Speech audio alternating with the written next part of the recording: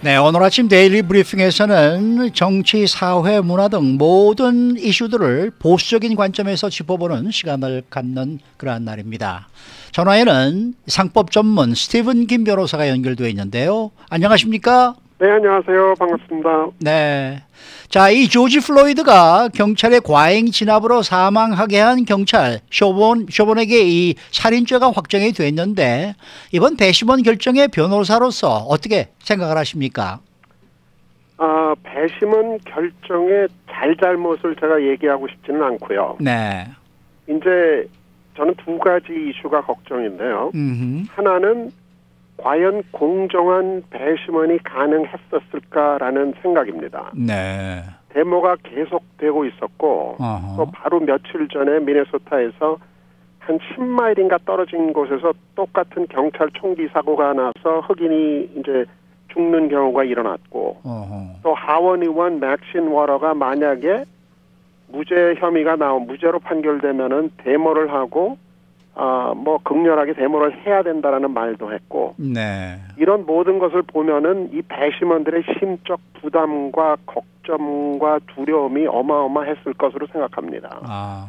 그리고 이 피고 변호사가 다른 장소로 재판을 옮겨달라고 신청을 했었거든요. 네. 근데 이제 이게 거절당했죠. 그리고 벌써 한 배심원이 이제 Black Lives Matter 데몬스트레이션에 갔었는데 안 갔다고 이제 거짓말한 것이 드러났거든요. 그러니까 이런 상황에서 정말 공정한 배심원의 결정이 가능했었나가 참 이제 걱정이 되고요. 네. 그다음에 또 하나는 이런 법정의 결과는 결국 앞으로 어떻게 이제 일들이 일어날 것인가라는 게 이제 또 하나 걱정인데요. 결국 누가 이걸로 인해서 해를 받는가? 우선 경찰들이 지금 무더기로 은퇴하고 있습니다. 또 경찰 지망생들이 지금 부족한 상황이고요. 네. 또 우범 지역에는 경찰이 안 가려고 합니다. 괜히 가서 이런 사건에서 자기 생명의 위험을 느끼거나 아니면은 이런 일 당하면은 결국 형사 문제가 될 수 있다는 걸 알기 때문에 안 가죠. 우범 지역에. 근데 결국 우범 지역에는 소수민족과 흑인들이 대다수 거주하거든요. 네. 그러니까 결국은 흑인들과 이 소수민족이 손해볼 확률이 높다라는 그런 생각이 드는 거죠. 그렇기 때문에 이번 쇼본 재판 배심원 결정에 이 두 가지가 상당히 걱정이 되는 바입니다. 지금 많은 사람들이요, 미국 사회가 구조적으로 흑인들을 차별하는 사회다. 또 경찰이 흑인들에 대해서 특별히라기보다는 좀 인종차별을 하는 그런 집단이다. 이렇게 생각하기 시작한 듯한데 이 부분에 대해서는 어떻게 생각하십니까? 아주 굉장히 힘든 문제입니다. 네. 또 정말 인종차별하는 경찰도 있을 것이에요. 하지만 대부분의 경찰들은 흑인이기 때문에 총을 쏴서 그 사람을 죽여야 된다는 생각은 없다고 생각합니다. 그 사람들이 총을 쏘는 이유는 하나밖에 없어요. 겁나고 자기 생명의 두려움을 느꼈을 때 흑백을 가리지 않고 총을 쏩니다. 그리고 물론 선입견이 작용을 하겠죠. 재미있는 얘기는 제시 잭슨 흑인 인권주의 목사님 아시죠? 네네. 이분이 옛날에 한 말이 있습니다. 밤에 으쓱한 길을 걸을 때 흑인 청년 몇이 앞에서 걸어오면 아주 겁이 난대요. 근데 백인 청년들이 걸어오면 겁이 덜 난답니다. 그러니까 흑인도 흑인을 무서워하는 이런 선입견이 있어요. 근데 이제 제가 걱정하는 바는 지금 경찰이 흑인에게 총을 쏜 모든 경우는 인종차별이다라는 논리의 틀에 맞는 보도만 하거든요. 네네. 그리고 수많은 보도들이 처음 보도한 것과 틀리다라는 그 결론이 다 나오는데 그 틀리다는 결론은 보질 않고 처음에 무조건 경찰이 흑인을 쐈다라는 그 상황만 보고 인종차별이라고 얘기를 하는 게 이제 제가 걱정입니다. 그렇겠죠. 그리고 이제 통계를 보셔야 돼요. 이런 문제가 1, 2년 사이에 일어난 일이 아니라 지난 4, 50년 일어났기 때문에 법무부 각 대학교에서 이런 통계들이 상당히 많습니다. 네네. 예를 들면 미시건 대학과 아리조나 대학에서 공동 조사를 해서 2015년 16년 사이에 경찰 총격 모든 것을 조사한 결과 흑인 사망하는 것은 흑인 차별로 일어난 총격이 아니다라는 게 나왔고 또 하버드 대학의 흑인 경제학 교수 롤런 프라이어라는 교수가 조사한 바에도 똑같은 결정이고요. 네. 또 미국 법무부 통계청에서 3년마다 경찰과 시민이 마주칠 때라는 거에 대한 한 6만 명 이상에게 설문조사를 합니다. 여기서도 인종차별로 인해서 백인 경찰이 흑인을 쏘지 않는다라는 이제 통계가 나왔습니다. 네. 또 이제 마지막으로 제가 재미있는 스토리 하나만 말씀드릴게요. 2012년에 여기 가지고 있는 리알토라는 시가 있습니다. 리알토. 네. 예. 여기서 바디 카메라, 경찰이 바디 카메라를 처음 쓰기 시작했어요. 그 바디 카메라를 쓰고 이제 시민들과 맞대하는 그 상황을 녹음하는 거를 이제 시민들이 알게 된 그 다음에 경찰이 부당하게 자기네들을 대했다라는 컴플레인이 90%가 줄어들었습니다. 이게 무슨 뜻인가요? 결국 시민들 컴플레인의 90%가 여보세요? 잘못됐다라는 이제 네. 그런 결론이겠죠. 예. 네. 그래서 이런 그 흑인을 총을 쏜 백인 경찰의 이런 총격 사건을 무조건 이런 흑백 인종 차별의 틀에 넣지 않고 공정하게 사실을 보고 그다음에 일이 일어났을 때 그때 바로 어떤 이제 반응을 보이는 것보다 조금 시간을 두고 그 사건을 조사해서 정말 이게 문제가 있는 사건인지를 조사한 후에 결정을 내리고 의견을 갖는 게 중요하다고 생각합니다. 네.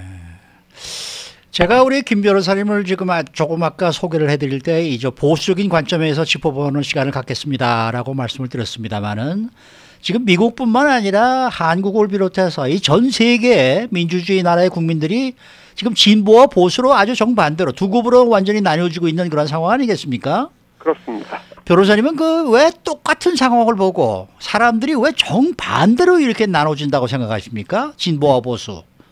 이거는 그냥 저의 생각일 뿐이고 당연히 예외가 있을 수 있겠죠. 물론 그렇겠죠. 근데 제가 볼 때는 진보적으로 생각하는 사람들이 전반적으로 마음이 곧바른 사람들이고 규칙을 잘 지키는 사람들이고 혹은 자기들이 좋은 사람이라고 생각하는 사람입니다. 그런 사람들이 대부분 진보적인 생각을 해요. 왜냐하면은 어떤 일이 생기면은 보수는 이 문제의 이유는 나에게 있다고 생각하고 나 자신을 바꿔야 된다라는 데 초점을 둡니다. 하지만 진보는 이런 일이 생기면은 문제는 나에게 있는 것이 아니라 이건 사회 문제다. 저건 저 사람의 문제다. 이거는 환경의 문제다. 딴 사람의 잘못이다라고 보는 경향이 있습니다. 예를 들면은 조지 플로이드가 경찰에 의해서 지금 살해당하지 않았습니까? 네네. 보수 측에서는 조지 플로이드가 경찰의 말에 복종을 했고 순순히 경찰의 말을 따랐으면은 경찰이 목을 조를 이유가 없고 죽지도 않았을 것이다. 그렇게 생각을 하고요. 진보는 조지의 잘못보다 이거는 경찰이 인종차별을 했고 사회적인 인종차별이 문제고 그래서 목을 누르고 죽였다라고 생각을 하죠. 본인의 잘못이 아니라 이건 사회적인 문제다라고 보고 또 다른 예를 보면 이제 총기 사고가 일어날 경우에는 보수 측에서는 이거는 총이 문제가 아니라 총을 사용하는 사람 그 사람이 문제지 총이 어떻게 사람을 죽이냐. 하지만 진보 쪽에서는 총이 문제라고 보고 총기를 규제해야 된다고 보고 그 쏜 사람에 대해서는 잘잘못을 묻지를 않아요. 왜 그러냐면 제 생각에는 쏜 사람은 전반적으로 좋은 사람인데 총을 쏠 사람이 아닌데 총이 있었기 때문에 쐈다라는 이제 그런 식으로 보는 거죠. 그러니까 모든 문제를 볼 때 또 한 면에서는 보수는 머리로 이성적으로 보는 면이 높다고 생각하고요. 진보는 가슴으로 감정적으로 보는 쪽이 많지 않나. 저 사람이 죽었다. 어떻게 저렇게 죽일 수가 있느냐. 이제 그런 측면에서 보는 이유가 많지 않나. 그렇기 때문에 보수와 진보로 나뉘지 않나. 그렇게 생각을 하고 있습니다. 네. 네. 자, 지금 미국도 너무나 그 반반으로 분열되어 있는 그런 상황인데 미국의 양당 제도에 대해서 어떻게 생각하십니까? 저는 양당 제도가 좋지 않다라고 생각하고 미국의 앞날에 아주 안 좋다라고 생각합니다. 제가 특별한 대안이 있는 건 아니지만 네. 저는 민주당, 공화당보다도 보수 진보보다도 저는 더 좋은 미국을 만들기를 원하는 사람이고 저희 자녀들에게 더 좋은 미국을 건네주기를 원하는 사람입니다. 네. 그래서 저는 보수라고 말하는 것보다 더 좋은 미국을 자녀에게 주기 원하는 사람입니다로 저를 이제 표현을 해요. 네. 하지만 지금은 공화당, 민주당 이 두 거대 양당이 생기면서 미국을 더 좋게 만드냐라는 이슈보다 무조건 선거에서 이겨서 정권을 장악해야 된다라는 것이 주 목적입니다. 그렇기 때문에 민주당이나 공화당이나 저는 미국의 이익을 위해서 말은 미국의 이익을 위해서 한다라고 하지만 결과적은 이제 뭐 선거나 모든 걸 보면 미국의 이득이 아니라 미국을 망치더라도 자기네들의 정권을 잡는 것이 주 목적이기 때문에 결국 미국의 앞날에는 안 좋죠. 예를 들면은 지금 물론 코로나 때문이다 해서 지금 정부 지출이 상상을 초월하게 늘어가고 있거든요. 네. 결국 빌려서 하는 것 아니겠습니까? 계속 지금 사람들한테 천몇백 불씩 돈을 주기 시작하면은 누가 일을 하겠어요? 일을 안 해도 더 많은 돈을 받는데. 결국 이런 상황에서 그런 부채는 누가 갚아야 되느냐? 다음 세대, 다다음 세대들이 저희 자녀들 세대가 갚아야죠. 저는 그런 면에서 굉장히 이 양당 체제에 대해서 안 좋게 보는 사람 중에 한 사람입니다. 알겠습니다. 네. 이런 말씀을 하실 때 조금 조심스러운 느낌은 안 드세요? 많이 듭니다. 네? 많이 듭니다. 많이 드시죠? 네. 네. 하지만 네. 이런 게 진실이고 정확하게 봐야 되지 않을까 그런 마음에서 이런 의견을 제안하는 겁니다. 네, 뭐 이 방송을 들으시는 분들도 우리 게스트 분들께서 하시는 말씀을 듣고 그것을 뭐 이렇게 100% 내 것으로 받아들여 달라는 그런 부탁은 아니고 모든 것은 판단을 이제 청취자 여러분들이 하셔야 될 그런 상황인데 이런 의견도 있다라고 저희는 이제 전해드리는 거죠. 물론입니다. 그게 굉장히 중요하고 제가 또 하나 걱정하는 면 하나는 지금 인터넷으로 모든 뉴스들을 이제 시민들이 듣기 시작하는데 그 인터넷 미디어들이 양쪽의 말을 다 보도를 안 하는 경향이 있고 그 인터넷 미디어가 원하는 쪽 말만 보도하는 경향 때문에 좋은 선택을 못하는 일들이 생기지 않을까 그런 걱정이 듭니다. 네.